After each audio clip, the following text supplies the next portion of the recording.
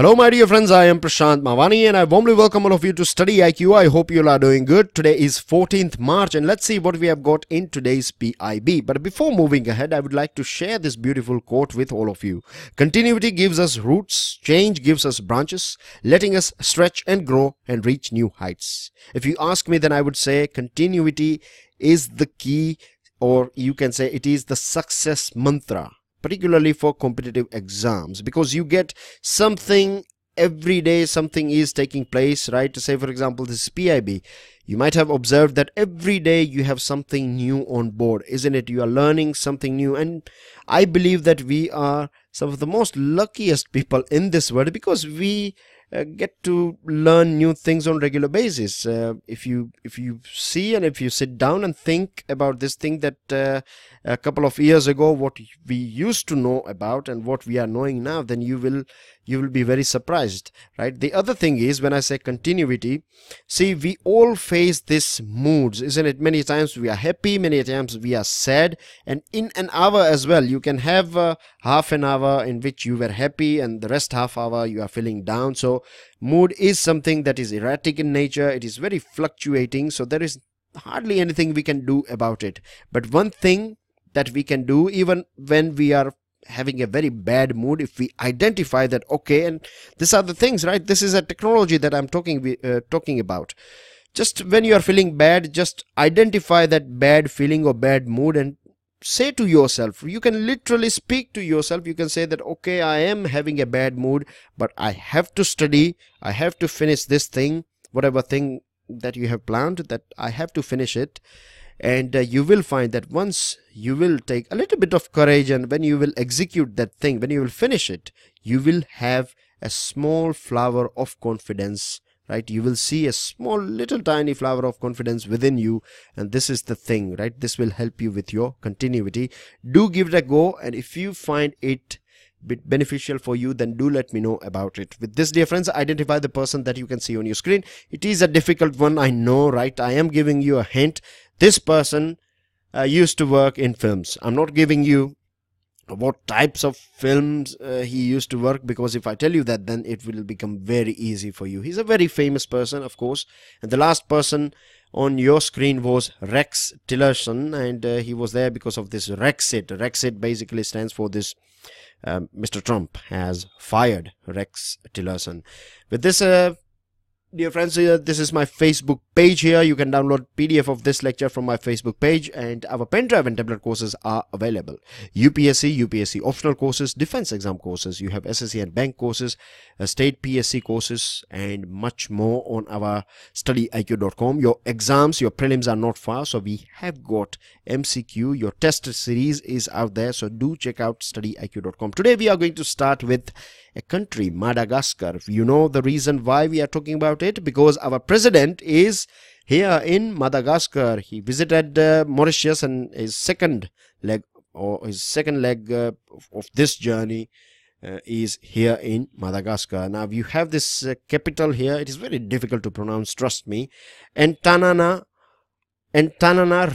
is the capital. It's very difficult, as I told you, right? Antananarivo is the capital of this country, and as you can see here, there are so many rivers, isn't it? In this country, you can see rivers all across the board here. The other thing is, it is an island in Indian Ocean, not a tiny one, it is a bigger one. And you find here Mozambique Channel. It is a tropical island because you find Tropic of Cancer passing from this portion, the southern bit of here, and this majority of its portion is nearby equator, isn't it? You can see 16 degree here. So you can imagine being an island in Indian Ocean, and it is in tropical region. So you will find rainfall on regular basis, and the good thing about, or some unique features of this country Madagascar, is that you find tropical evergreen forests here, right? Tropical evergreen forest. And one thing, basic thing about geography that I would like to share with you guys is that, see, this is how you study as well. So do try this thing when you are going through your basic geography. The place where you find maximum amount of sunlight, right? Of course, we are talking about tropical region, isn't it? Torrid region, to be more specific. Now, you get more sunlight, and plants, they get their energy from sunlight because of photosynthesis. They make their food and things like that, and then they grow. So a place where you have good amount of rainfall taking place, a place where you have good sunshine, and if your land as well is a bit of fertile one. So what you will see here, if it is not disturbed by human beings, then you will find variety of flora species, variety of plants or vegetation here. And that's what you find here in tropical evergreen forest. You find small herbs, right? You have variety of grass, right? Let me clear it for you and write it a bit properly. So you have variety of grass, you have variety of herbs, you have shrubs as well, right? And in trees as well, you have various varieties. You have tall trees, and then you have many different types of trees, right? Now when the place where you have this type of diversity in your vegetation or flora, right, then you will find many species, right, animal species, or you can say fauna species, that are dependent on this, or they are living on this tree for their basically food and other items. So you will find in tropical evergreen forest, you find diversity of flora and fauna, and this is the reason why Madagascar is considered as a biodiversity hub. You find many endemic species as well here, and it is a famous tourist destination for many European countries, right? For many people from Europe, they come here because of tropical sunshine, and apart from that, they have this beautiful sceneries and forest and things like that over here. So it's a very beautiful place, but then as well it is very poor country, right? In terms of agriculture as well, they have huge potential, but they are not able to you can say tap this potential that they have, and most of the time we find that this country is being aided by someone, and someone it is been provided with money and technology and other things. So it's a very poor country, but in terms of beauty, in terms of natural beauty, it is a very rich country. Now you have this Mozambique channel here, African continent is here, and then you have other islands of French Union territory, French overseas territories, and other things are just nearby this Madagascar. Now moving on to its basic details and a timeline as well. Population is 25 million. You have religion is basically indigenous beliefs and Christianity. Then you have Malagasy is official language, and you find French here as well. You can speak French, and things will be all right in this country, because if you go back in the history, then you find that first Europeans arrived, but they failed to basically take over or spread their foothold. This was in 16th and 17th century. Then we find in 1883 French invaded this place. Then you say it was declared a French colony. It became French overseas territory. In 47 the French crushed an armed rebellion here, and finally 1960s it got in 1960 to be precise, it got its independence. And then we saw a bit up and down in terms of political life, right? You have some military coups and other things taking place, and finally in 2013 they had this democratic election. So this is you can say background of Madagascar. Very important country, because our president is there at present, and you may expect question on this thing based on its location, based on its animals and other things. So make sure you at least do a good amount of research, 10-15 minutes behind Madagascar. I have tried to cover as important points, all important points, right? But of course, as you can see, we have a very limited period of time, so I cannot cover everything. But hopefully one of my colleague will bring a special video lecture on this item in near future, and then you can know much more about it.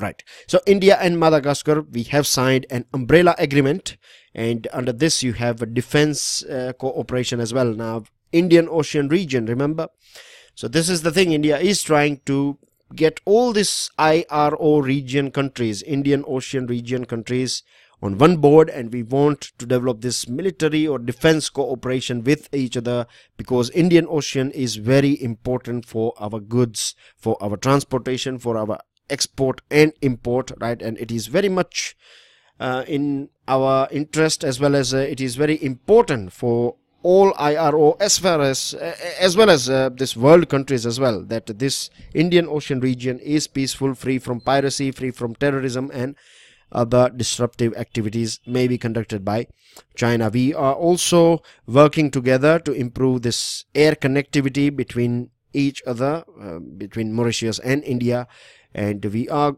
going for this co-sharing arrangement, co-sharing agreement, and this arrangement is basically, you have three airlines. You have Air Seychelles, you have Air India, and Madagascar. Together we will try to keep up or build this connectivity between Air India or India and Madagascar.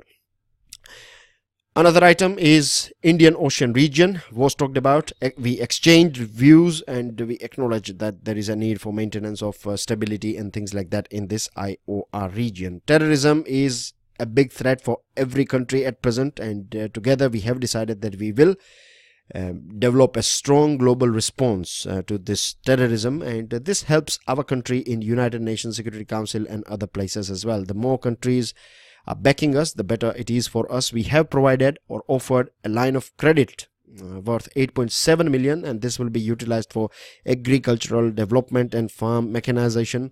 We are also giving importance to development of agriculture in Madagascar. Apart from that, we have announced a donation of 1,000 tons of rice and a cash grant of $2 million towards multiple calamities relief in Madagascar. As I told you that this country, right, even today it is relying on many other countries, but countries like India and other countries, even France is helping this country to in various areas. So in this way, this country will hopefully in near future, maybe 10-15 years after that, once their human capital is good enough, they can change this particular island. They can change this economic situation of this island, and it is very beautiful as well in terms of tourism, and tourism can provide or generate many jobs, and it can change this economic situation of Madagascar. Moving on, education and training is something on which we are working together.